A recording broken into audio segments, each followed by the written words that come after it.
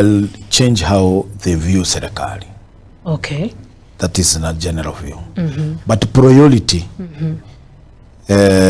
Priority no kuirania amaskani aliyo Nyaribari Chache atwalire, and it's through empowerment through education.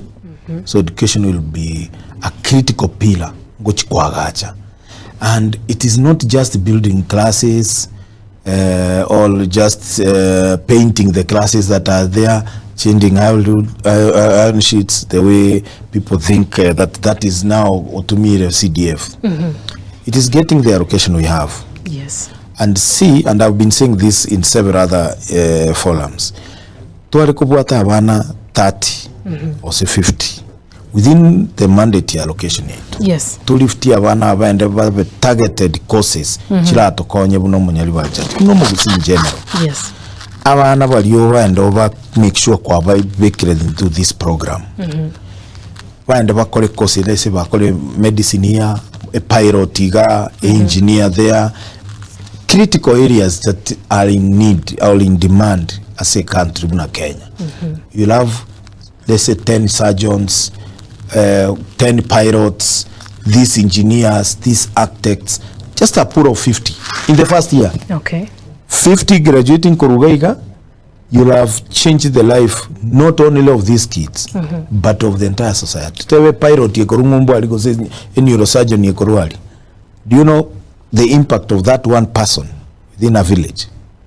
Do you know the impact of a particular person within a village? There is. And that is exactly what we're saying. And we have several institutions coming up. So you have doctors, you have engineers, you have pilots, and you are even going to group them.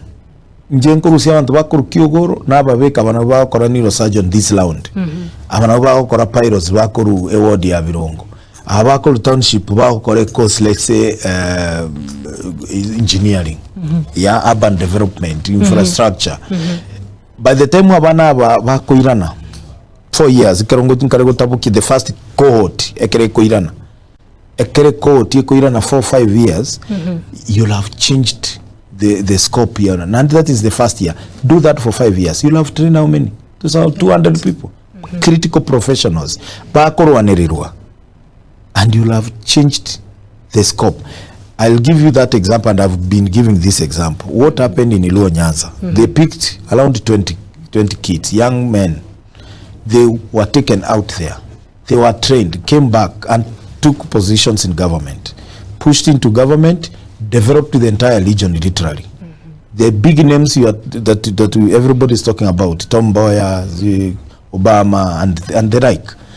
These people came back and they changed how the structure of their society. That is what you only need to do in the first. So that is how you can change. It's not about picking money and lying to people. You give them bursaries. Bursary, whatever, they around to 15,000. You go over to 4,000. Bandem Bairi. On a bursary 80 million, we can't account even for this money. And it is something we are actually, after this, we are waiting. Report. We need to see where the 80 million is. It is not going to be business as usual. Because you have said 80 million. Why are you giving them 4,000? There's a talent. Ochiete kuligereli ekarata alete GOVCH okonyoleba ekonde cheki likireli etali ya aligetu 2 years ago. 2 years. Omwana agolire school.